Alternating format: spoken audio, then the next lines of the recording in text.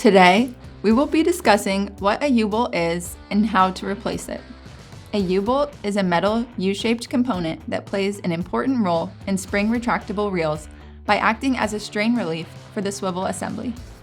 For example, when your hose is fully extended and you try to pull a little more length, the U-bolt absorbs that extra force instead of the swivel. This helps extend the swivel's lifespan.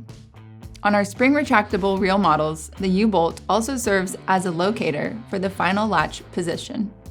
When it's installed correctly in the designated holes and aligned with the guide arm, it helps prevent accidental latch out. Please reference your service manual for the correct U-bolt locations for your specific reel model. As part of regular maintenance, you should check the U-bolt when installing a new hose or adjusting the guide arm position. Make sure it's snug but not over-tightened, as too much tension can restrict hose movement or flow. In most cases, you won't need to use all threads on the U-bolt. If replacement is needed, we offer select repair kits available on our website.